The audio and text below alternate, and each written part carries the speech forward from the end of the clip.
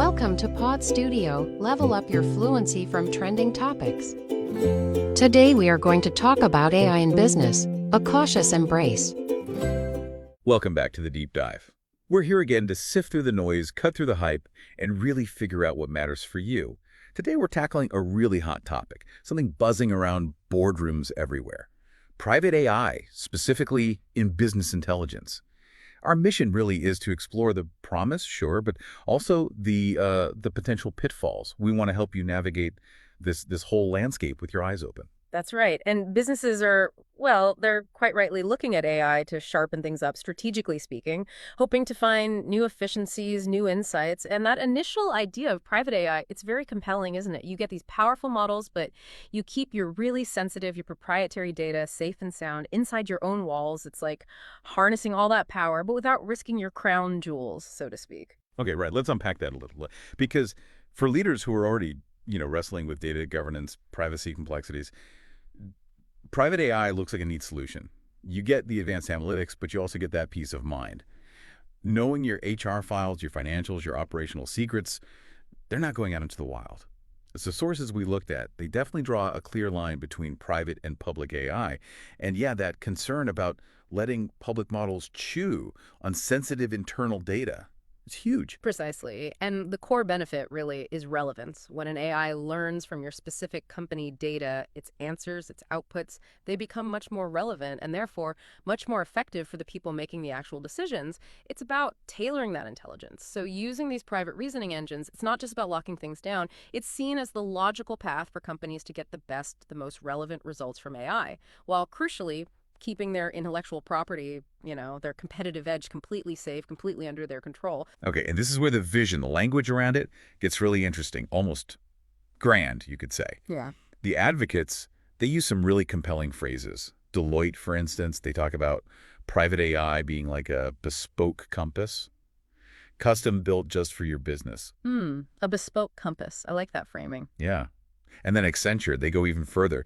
They're saying AIs are poised to provide the most significant economic uplift and change to work since the agricultural and industrial revolutions. Wow. That's a statement. It is a huge claim. And, as compelling as it sounds, it almost feels maybe a bit much. Are we really talking about something on par with the Industrial Revolution? Or is there maybe a hint of, sales pitch wrapped up in that grand vision? It's certainly ambitious language. But it connects straight to this idea of, custom forecasting, tuning your operations based on your daily reality. Imagine a system that just gets your company's specific quirks, offering an advantage truly based on your own history, guiding strategy. But, okay, it's vital to grasp those promises, but we absolutely have to balance it with the warnings. The source title itself, caveat emptor, buyer beware, kind of signals this, right? There are serious things to consider. So what are these potential downsides we need to keep in mind? Well, one of the sharpest warnings, I think, comes from McKinsey. They caution that companies might end up mirroring their institutional past in algorithmic amber. Algorithmic amber. What does that mean exactly? It means if you only feed the AI your historical data, which, let's face it, is similar to how traditional BI often works, you risk just embedding old ways of thinking. The AI basically becomes an echo chamber for what you've always done, potentially missing shifts, new opportunities, changes in the market. Ah, okay. So it just reinforces the status quo, but maybe faster? Exactly. To avoid getting stuck in that amber, you'd need to actively mix in other data. Real-time stuff, market trends, competitor moves, maybe even social media sentiment.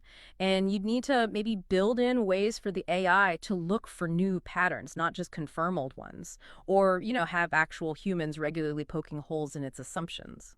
And it's not just what the AI digests, is it? It's also about who can actually set this stuff up in the first place. The Harvard Business Review brings up some pretty serious technical hurdles. They basically say, look, customizing these models so they're really relevant, it's hard. It might need deep AI literacy, serious data science chops, programming skills.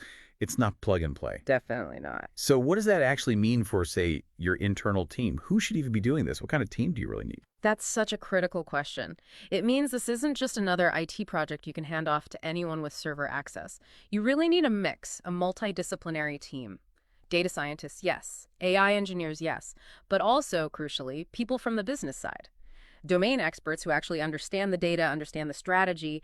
Without that blend, you could build this incredibly powerful engine and point it completely the wrong way. Right. The business context is key. Yeah. And what's interesting then is how MIT Sloan kind of finds a middle ground. They suggest thinking of AI as a co-pilot, and they really emphasize continual questioning and verification of AI output, especially when the decisions are high stakes. A co-pilot, not thy pilot. I like that. Exactly. And making that co-pilot idea work means designing processes where AI insights always get a human look over before big decisions.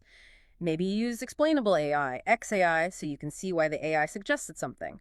Or maybe you have a formal review process for important outputs. The point is designing for, let's say, intelligent teamwork, not just blind faith in the algorithm. That's such a key point. It shifts things from just technical capability to the human side. Yeah. Critical thinking, judgment, accountability. Which brings us to another, maybe slightly uncomfortable perspective, who's really pushing this technology the hardest. Our sources point out that, firms like Deloitte and Accenture, they build and manage these AI solutions. They definitely have skin in the game, as they say. There's a clear business interest there. Yeah, it's their business model. And if you connect that to the bigger picture, well, those grand phrases like the biggest change since the agricultural revolution, they're inspiring, sure. But we have to remember, the vendors' motives might not be purely, shall we say, altruistic. It's a massive market for them. Of course. Deloitte, for example, they work directly with Oracle and NVIDIA on the infrastructure side.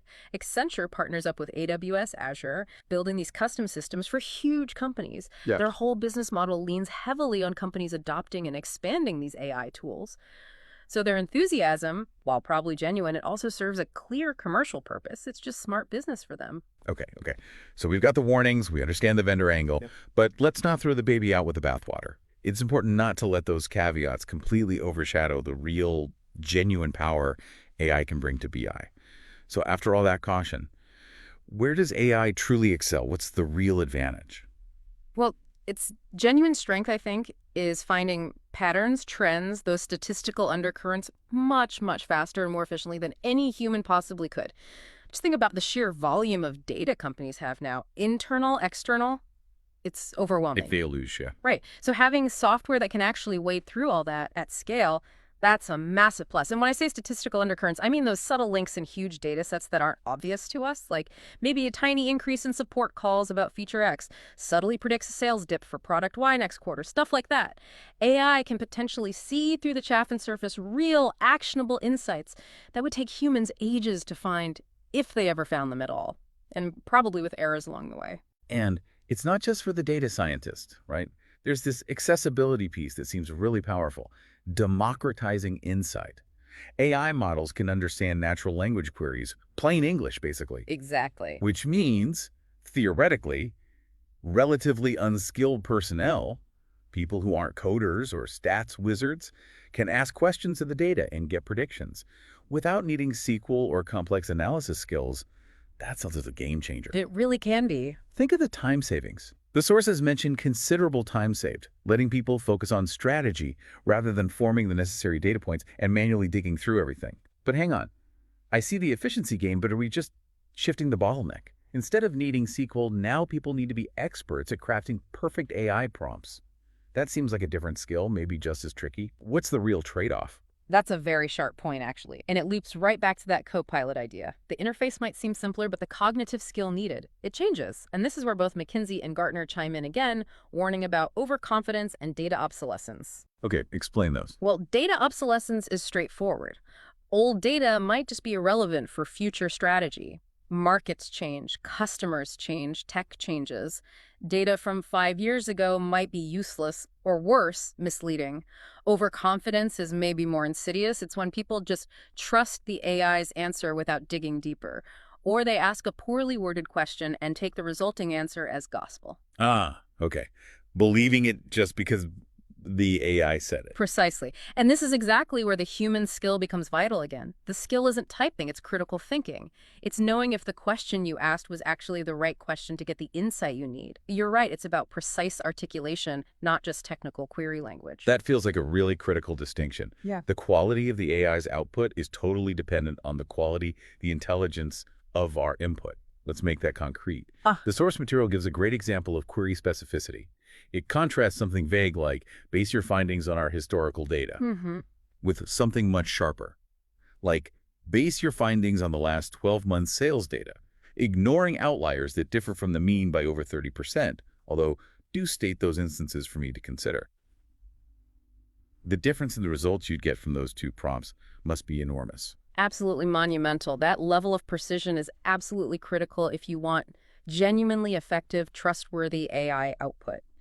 The more specific, the more nuanced your request, the better the chance the AI gives you truly useful insights, not just noise or misinterpreted data. It ensures the AI isn't just giving you an answer, but the answer to the specific question you actually need answered. Guiding the AI, basically. Exactly. Guiding it to extract real value, not just raw data dumps. It makes you think of that old saying, garbage in, garbage out. Yeah. If you feed your AI slightly skewed data or vague questions, it won't magically become a genius strategist. It'll just give you very efficient, maybe nicely formatted garbage. Okay, so given all of this complexity, the need for careful prompting, the risk of outdated data, is private AI really a silver bullet? Does it just replace all our existing BI tools? The clear consensus from the sources we looked at is no. Definitely not. Private AI should really be seen as an addition to the toolkit. It's another tool for strategists, not a wholesale replacement for those, traditional platforms. Right. I mean, think about how long some of these other systems have been around. SAP Business Objects, nearly 30 years. SAS Business Intelligence. Since before the web really took off in the 90s, even Microsoft Power BI, which feels newer, has a solid decade of development and real-world use behind it.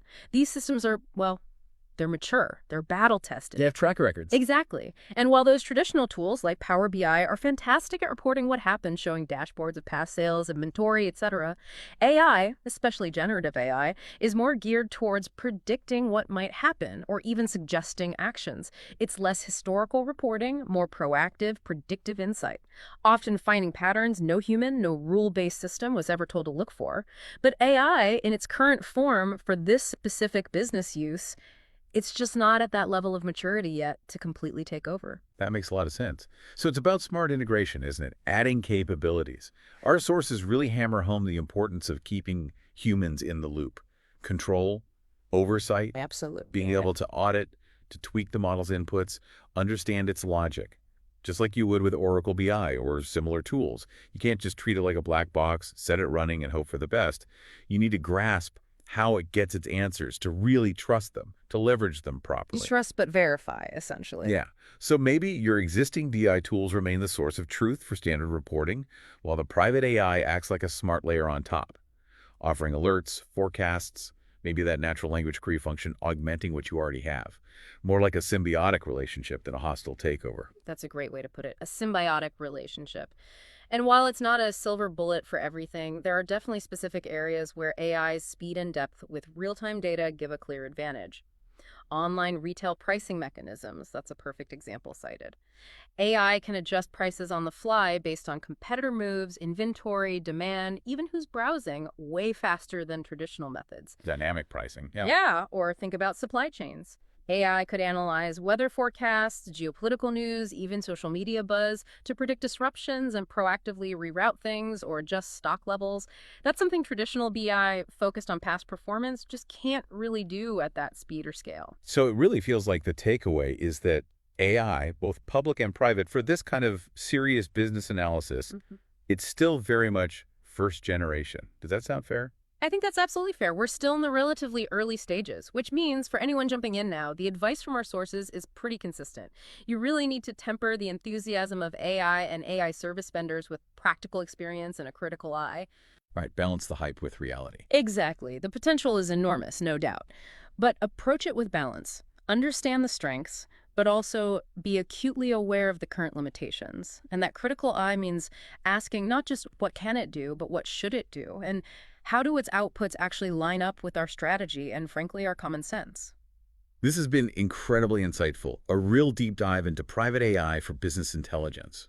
We've seen the huge potential protecting data, offering that bespoke compass, finding actionable insights in mountains of data, making it accessible, but we've also really surfaced that need for a critical, informed approach, recognizing it's still first-gen technology in this space, and that human oversight, that constant questioning and verification, it's not optional, it's essential. And as AI keeps evolving, which it will, rapidly, it leaves us with a really interesting thought for you, the listener, to mull over. How is that definition of human oversight going to change? What could second-generation private BI look like? And how will businesses strike that tricky balance between the constant drive for efficiency and the absolute need for strategically sound, accurate decisions? In this accelerating world, how much human judgment will always be enough? Really powerful questions to think about for a field that's moving so fast. Thank you for joining us on this deep dive. We'll catch you next time.